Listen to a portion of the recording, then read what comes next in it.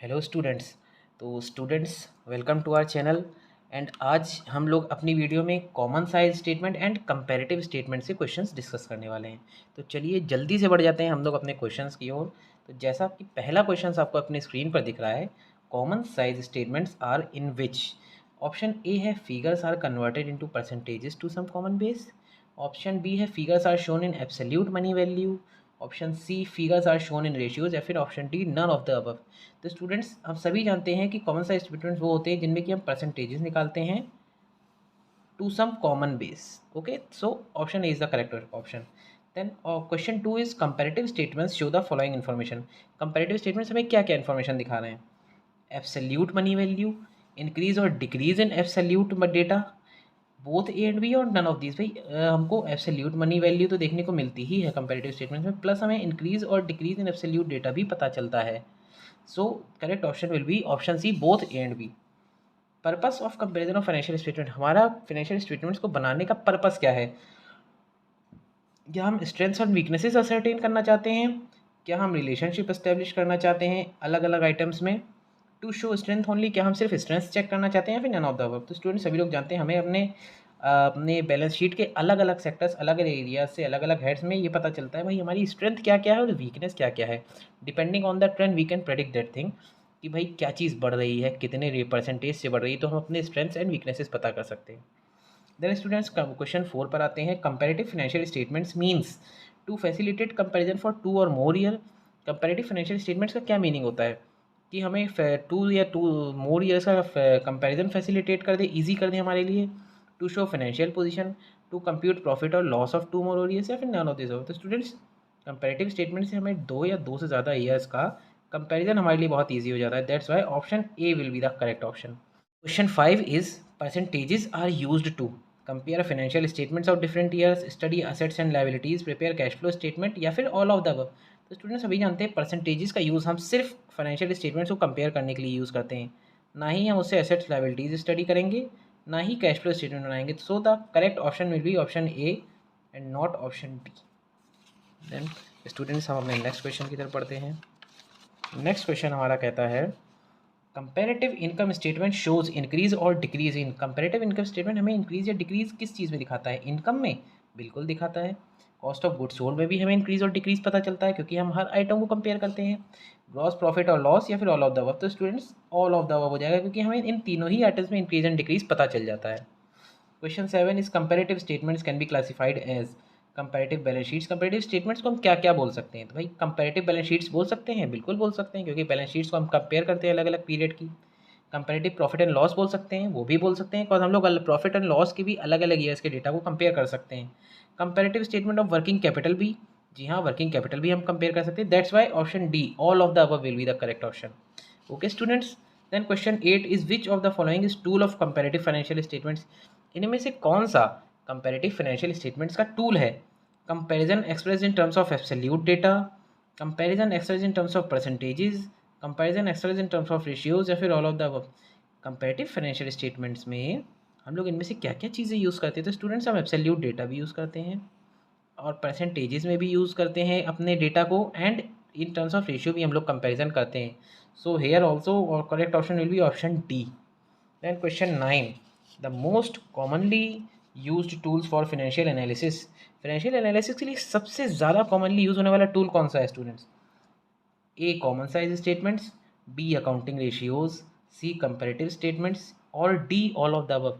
We all know very clearly that we prepare all these three things for financial analysis. So the correct option will be option D, all of the above. Now question 10 is fixed assets of company increase from 4,50,000 to 6 lakh। हमारी company के जो fixed assets हैं वो 4,50,000 से 6 लाख हो गए हैं। What will be the percentage of change? तो क्या हम परसेंटेज ऑफ चेंज बता सकते हैं? तो स्टूडेंट्स, पहले तो इसके लिए मैं ये देख लूँ भाई चेंज कितना हुआ है, 4,50,000 से 6 लाख आने तक कितना चेंज हुआ है। तो ये मैं देख सकता हूँ जो चेंज हुआ है फिगर वो हुआ है 6 लाख माइनस 4,50,000, यानी कि 1,50,000 का चेंज आया है। नाउ अब अगर हमें परसेंटेज निकालना है तो हमारा ऑप्शन क्या होता है? एब्सोल्यूट चेंज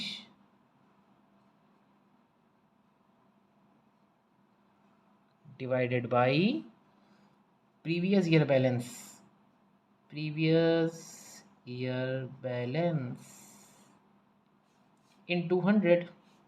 सो अगर हम इसको फॉर्मूले को करेंगे तो एब्सोल्यूट चेंज आ जाएगा हमारा 1,50,000 divided by previous year balance आ जाएगा 4,50,000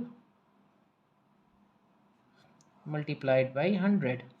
सो द करेक्ट ऑप्शन हम जो हमारा जो आएगा वो आएगा 33.33%।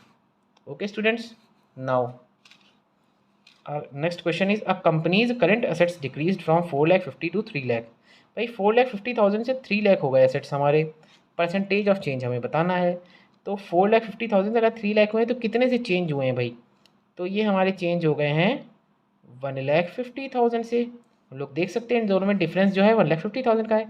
अब हमें परसेंटेज निकालना है बेस से, तो बेस है ये, प्रीवियस ईयर बैलेंस है ये, यहाँ से यहाँ मूव हुए, दैट्स वाई हम चेंज भी इसी से निकालेंगे।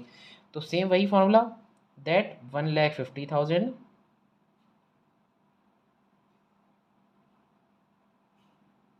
divided by 4,50,000 multiplied by 100. So here also the option will be 33.33%. Okay students, okay, now question 12 is which of the following is the objective of comparative statement? Comparative statement बनाने का objective क्या होता है students? To help in forecasting, to indicate the trend, to make the data understandable, या all of the above. भाई comparative statement अगर मैं बना रहा हूँ तो मुझे फोरकास्टिंग भी मैं कर सकता हूँ, अपना परसेंटेज चेंज या परसेंटेज इंक्रीज या डिक्रीज देखकर ट्रेंड भी मुझे पता चल जाएगा, और मैं डेटा मेरे लिए समझने के लिए भी बेटर हो जाएगा कि किस तरह से मेरा data over the period of time change हो रहा है। इसलिए करेक्ट ऑप्शन मैं यहाँ पे डी कहूँगा, all of the above. Then question 13 is payment of income tax is treated as. भाई पेमेंट ऑफ इनकम टैक्स जो होता है इसको किस तरह से ट्रीट करते हैं हम लोग? ए ऑपरेटिंग एक्सपेंस, क्या ये ऑपरेटिंग एक्सपेंस हम मानते हैं? B indirect expense, C direct expense, या फिर D none of the above. तो स्टूडेंट्स ये ना ही हमारा ऑपरेटिंग एक्सपेंस है, ना ही इनडायरेक्ट एक्सपेंस, ना ही direct expense, it is none of the above. Actually tax is not considered are expense, tax को हम एक्सपेंस थोड़ी ना कंसिडर करते हैं। कभी हमने देखा है कि एक्सपेंस कैलकुलेट टोटल निकालते समय हम इसको P&L में ऐड करें? कभी नहीं करेंगे। सभी एक्सपेंसेस ऐड करते हैं बट कभी भी टैक्स ऐड नहीं करते। That's why tax is not considered as any kind of expense. अब स्टूडेंट्स क्वेश्चन 14 पे बढ़ते हैं। The main drawback of comparative financial statements, comparative financial statements का मेन ड्रॉबैक क्या है students? These statement do not show change in relationship, not show increase और decrease, both A and B, या फिर neither A nor B. तो students देखिए ये जो स्टेटमेंट्स होते हैं ये हमें अलग अलग हेड्स के बीच की रिलेशनशिप में जो चेंज हो रहा है वो शो नहीं करते हैं। इंक्रीज डिक्रीज तो ये शो करते हैं, तो ये ऑप्शन तो नहीं होगा। अब अगर ये नहीं है तो ए एंड बी बोथ भी नहीं हो सकता। That's why option A is correct answer, कि ये हमें अलग अलग हेड्स के जो रिलेशनशिप्स चेंज हो रही हैं वो नहीं शो करेंगे सिर्फ। Now we will move on to question 15, that is which one of the following items is not a tool of analysis of financial statement. इनमें से कौन सा आइटम फाइनेंशियल स्टेटमेंट के टूल्स का, फाइनेंशियल स्टेटमेंट एनालिसिस का tool नहीं है? Cash flow statement, comparative statement, statement of affairs, और ट्रेंड एनालिसिस। देखिए स्टूडेंट्स कैश फ्लो स्टेटमेंट भी हम बनाते हैं फाइनेंशियल एनालिसिस करने के लिए, कंपैरेटिव स्टेटमेंट्स भी बनाते हैं, एंड ट्रेंड एनालिसिस भी करते हैं, but statement of affairs we do not prepare statement of affairs anywhere, that's why it is not a tool of financial statement analysis. Question 16 is which one of the following items is not a method of analysis of financial statements. इनमें से कौन सा item financial statements के method analysis का method नहीं है?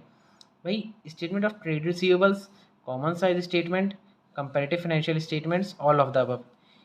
हमारे financial statement analysis हम करते हैं तो कौन सा इसमें से मेथड यूज़ नहीं करते? स्टूडेंट्स देखिए हम फाइनेंशियल स्टेटमेंट तो बनाते ही हैं तो ये मेथड यूज़ करते हैं, कॉमन साइज स्टेटमेंट भी बनाते हैं तो ये मेथड भी यूज़ हो गया, but we do not prepare statement of trade receivables, हम कभी भी स्टेटमेंट ऑफ ट्रेड रिसीवेबल्स नहीं बनाते। So option A will be the correct answer. Now question 17 and last question, revenue from operations, revenue from operations less cost of revenue from operations. That means इसका simple मतलब है revenue from operations जितना भी हुआ हमारा ROP की मैं इसको कह सकता हूँ, उस minus cost of revenue from operation, मतलब टोटल एक्सपेंसेस मैं कह सकता हूँ। तो स्टूडेंट्स अगर मैं revenue from operation that means हमारी जो इनकम है उसमें से अगर मैं टोटल एक्सपेंसेस माइनस कर दूँ तो मेरा नेट प्रॉफिट मुझे पता चलेगा, ऑपरेटिंग प्रॉफिट पता चलेगा, ग्रॉस प्रॉफिट पता चलेगा, या फिर नन ऑफ द अबव, कुछ पता नहीं चलेगा। स्टूडेंट्स, हम सब जानते हैं कि रेवेन्यू फ्रॉम ऑपरेशंस में से अगर हम cost of revenue from operations निकाल देंगे तो हमको पता चल जाएगा operating profit and not gross profit, because ये जो टोटल एक्सपेंसेस हैं ये सिर्फ हमारे ऑपरेशंस से हैं। ऑपरेशंस मीन जो the main business of the company, किसी भी कंपनी का जो मेन बिजनेस है उससे जो एक्सपेंसेस हैं ये वो हैं। दैट्स वाई हमें जो प्रॉफिट पता चलेगा, बैलेंस निकलेगा, वो ऑपरेटिंग प्रॉफिट निकलेगा। तो स्टूडेंट्स, ये थे कुछ क्वेश्चंस कंपैरेटिव स्टेटमेंट्स के। आई होप आप सबके लिए बहुत हेल्पफुल रहे होंगे। हम इसके बाद नेक्स्ट वीडियो में करने वाले हैं डिस्कस कैश फ्लो स्टेटमेंट्स के कुछ क्वेश्चंस की, एंड उसके आगे हम लोग अनसॉल्व पेपर्स भी आपके लिए सॉल्व करके लाने वाले हैं। तो स्टूडेंट्स, आप सब प्रिपेयर रहिए, बहुत अच्छे से प्रैक्टिस होने वाली है और अच्छे से पढ़ते रहिए।